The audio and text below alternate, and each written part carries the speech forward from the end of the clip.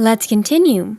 In this lesson, I'll be talking about the tools that you see on the top bar here. The first one is the brush. Once you click it, you'll see various groups of brushes. In each group, there will be many more brushes to choose from. It also includes the brushes that I'm giving you in this course, and we'll use them in our exercises. When you click on each brush, you'll see the settings of that specific brush, and you can adjust the settings as needed. If you want to learn about the brush settings in detail, you can take the Masterclass course in the iPad version, which explains it thoroughly. I've explained about the brush settings in this course as well, but it may not be as detailed as the Masterclass course in the iPad version. When you slide the brush to the left, you'll see options appearing. The share option is used for exporting the brush to your friends through different channels.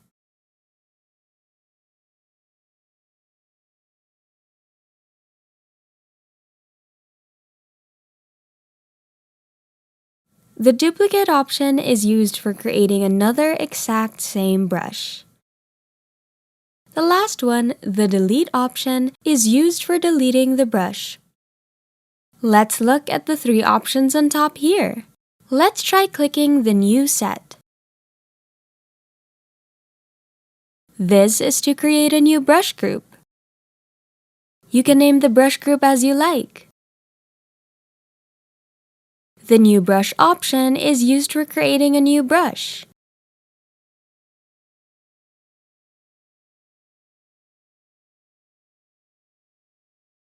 We can move the brush to the other group as well.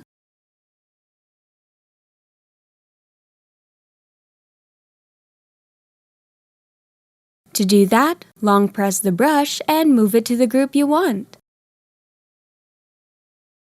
The brush is now in a new group. If you want to delete the brush group, just click on the group and choose Delete. We can share the brush in a group as well. And we can duplicate the whole brush group too. I'll delete this brush group. If you want to download the brush from outside the application, you can choose Import here. Then you can choose the locations where you save the brush, whether it's in your device or other channels that you're keeping it.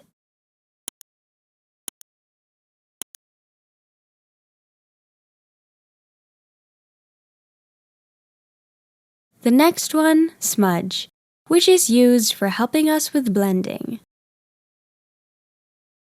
I'll use the brush first. Then I'll try using the smudge. You can use it for both rubbing and blending. You can use this tool to help blend the colors. We can choose the brush for smudging as well.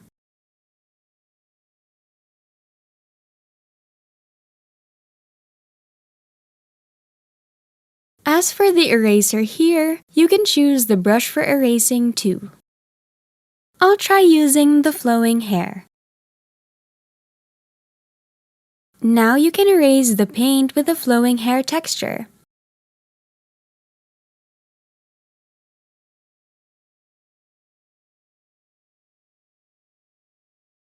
The next one is a very important tool, the layers. Now we have one layer, which is the layer that I tried using the brush earlier. I'll add a new layer. We've got one new layer. Try to change the color and create a circle.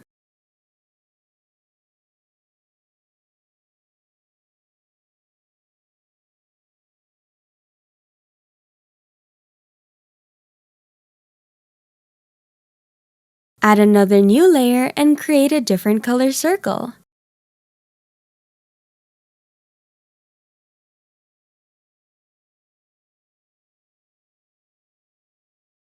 Let's look at the options that are hiding in each layer. Slide the layer to the left and you'll see 3 options appearing. If you choose Lock, you won't be able to make any changes in this blue circle layer anymore. You won't be able to paint, erase, or move anything in this layer. It's to prevent anyone from making any changes in the layer. If you want to unlock it, just simply choose Unlock. Now you can paint in the layer as usual.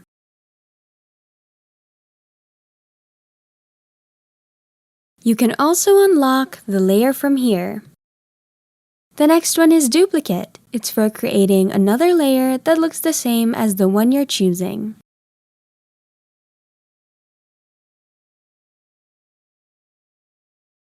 The next one is Delete, which is used for deleting the layer. Now we have only one blue circle left. Then, let's look at the N here. We can set the blend mode with this N icon. Try choosing the multiply and exit to see how it looks. You'll notice that our blue circle becomes transparent. You can now see the pink circle behind it, right? There are many modes for you to choose from.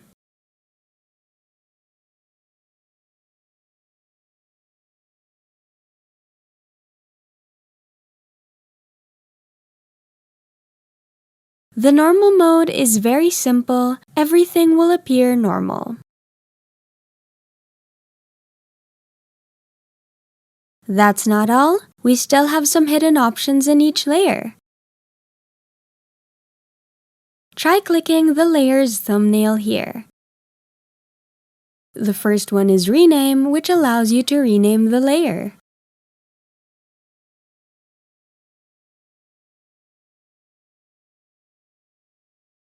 Select is to use the selection tool specifically for this blue circle layer.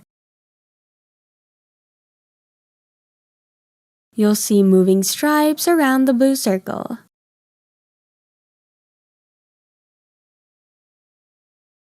We can't paint on the moving stripes, we can only paint on the blue circle's area.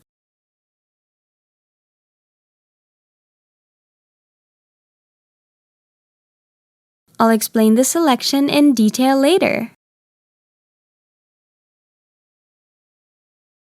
In addition, we have the copy.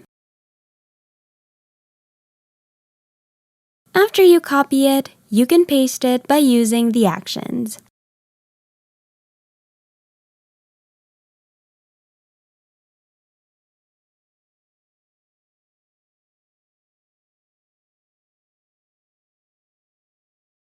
Fill layer is used for filling the color in the whole layer. If you don't like it, you can undo it by using 2 fingers to tap on the screen. It'll undo our previous action. We can also use the fill layer together with the selection. First, choose Select. Then choose Fill layer again. It'll fill the color in only the area that we've selected. Fill layer is simply just filling color in. The clear erases the whole layer. The blue circle is gone now. We can undo it by using 2 fingers to tap on the screen as usual, and the blue circle will come back. Options that you should learn start from the rename to the clipping mask, which are important options that we'll use in this course in many exercises. Especially the alpha lock, the mask, and the clipping mask. These are very important tools that I'll go through them with you in a separate lesson. For now, let's look at the background color. We can change the background color. The background color is changed to orange now. The next one is colors. There are different modes for you to choose from.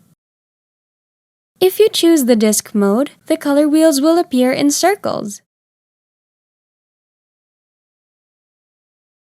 The classic mode is the one that I recommend the most.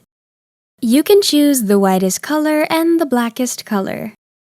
You can choose the shade of this purple color. You can also adjust here to change the color. And you can adjust the hue and saturation as well. For the harmony mode, you'll notice that it shows the complementary color also.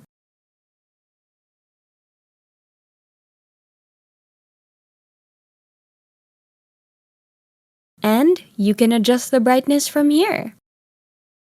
If you adjust it to the far right, the color will become very bright. The value mode will give you the color information in percentage suitable for professionals. It provides the color code as well. For the palettes mode, it'll provide color palettes for us to choose from. We can create our own palette here. The first one is creating a new palette from scratch. You'll get an empty palette and you have to add the colors by yourself. We can also create a palette from a picture by using our phone camera to take a picture. We can import palettes from files that we saved in different locations on our device. You can also import palettes from Google Drive, Dropbox, or iCloud Drive. The last option here allows us to create a palette from existing photos in our device's gallery. We just have to choose a picture and the app will automatically create a palette for us. For this course, I'll be focusing on using the Flourish palette. I'll click Set Default to set this palette as a default palette. Then go back to the classic mode. You'll see that the Flourish palette is already here. Let's look at these two. The eyedropper is used for choosing colors. You can choose colors from any area you want. The other way to choose colors is long pressing on the canvas. Previous color. If you click the previous color, the color will change to the previous color that you chose.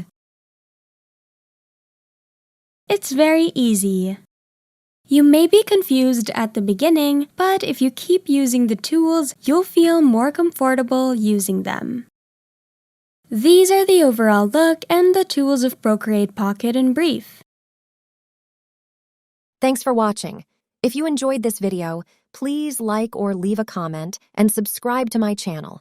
As a thank you, loyal subscribers receive a 10% discount on my Procreate Pocket Beginner. Check the description for coupon code. See you in the next video.